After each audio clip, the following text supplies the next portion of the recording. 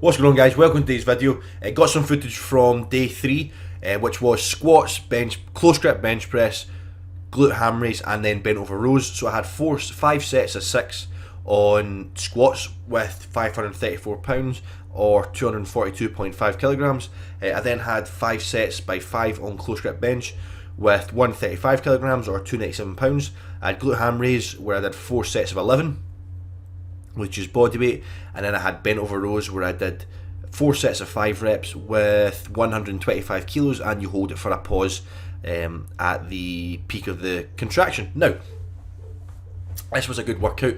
Going into it again was just a case of just keeping the head down, getting through the movements, getting through my cues, and just completing the workload. One thing I have been working on is my dorsiflexion on my ankle. So basically, dorsiflexion is, if you think about when you are standing, if you raised your toes towards your knees, that's dorsiflexion. So I've been working on my dorsiflexion a little bit, been working on some ankle mobility work, and I feel that it has had quite a positive impact, an immediate positive impact on my squat depth. I actually, it looks to me like I'm squatting about a good inch lower than what I was on Monday with the 273 kilo squats, and I felt like I was hitting the same depth actually. So my rebound just felt very normal, felt very natural, and it just felt it felt the depth I always rebound at, but it looked to me like to be a little bit consistently deeper, which the only variable that has changed is I've been pretty much hammering my ankle mobility from Monday onwards. So that definitely seems the only variable that's changed, and it looks to be like it's had quite an immediate positive impact, which is really cool. And mobility is quite a cool thing in the sense of it's something you can have pretty much immediate noticeable changes from. Obviously, like for example, a program, you might make a switch in a program, or maybe if you make a switch in your nutrition protocols or water intake or anything, it might take 4, 6, 8, 16 weeks before you start noticing proper differences. Same with muscle building. It honestly probably takes years before you really start noticing some really big changes in your physique. But with mobility, you're able to notice quite noticeable changes to your movements, or just the mobility in whatever area of your body you're working on, pretty immediately, which is quite a cool thing. Again, I do feel that sometimes mobility can be given a little bit more power than is necessary. I am a big believer in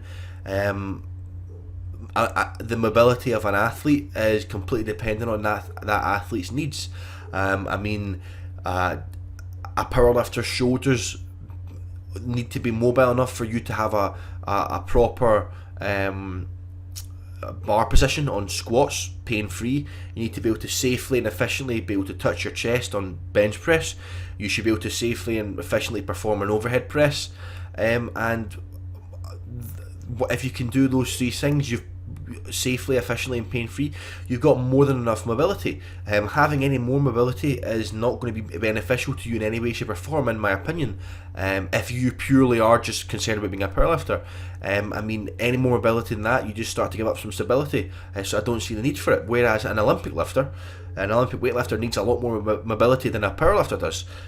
Just like if you can get into proper efficient positions on your deadlifts pain free, and you can squat below depth safely and efficiently in squats, and again pain free, you've got adequate mobility. Any more mobility than that, you just start to give up stability, because obviously movement is a combination of stability and mobility.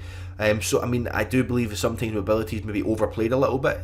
I really feel that as long as you have enough to perform the movements you need to perform safely and efficiently, and pain free, you've got enough mobility. Any more than that, I don't feel is really necessary.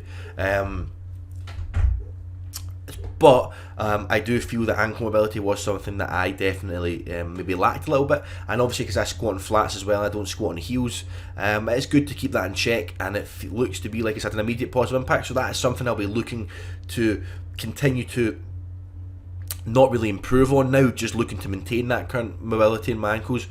So I'm very pleased about that. And overall, this session went very well. 4 sets of 6. At no point was I was really gassed or anything, which is both surprising but pretty cool. And then I moved on to some close grip bench pressing, where again, 5x5. This is 135 kilos off the top of my head is 76 or 78%. Again, not quite sure. This is my third bench pressing movement of the week. I bench press 4 times a week currently. I do touch and go on Monday, competition grip on Tuesday, close grip on Thursday, and competition grip on Saturday. And I'm actually voicing this over on Saturday, which I'll be deadlifting and benching today, and I'm going to be benching 89% for 6 doubles. So 89% comes out at 160 kilograms for 6 doubles, which is going to be very, very fun. Again, it's definitely not a PR. I don't think. I don't really. I don't track volume PRs really. To be honest, I don't really track any PRs. I just perform what I need to perform.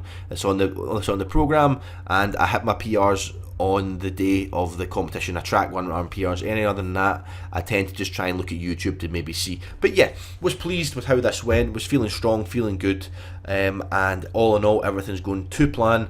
And I'm just building momentum, following the program, not deviating, doing my job.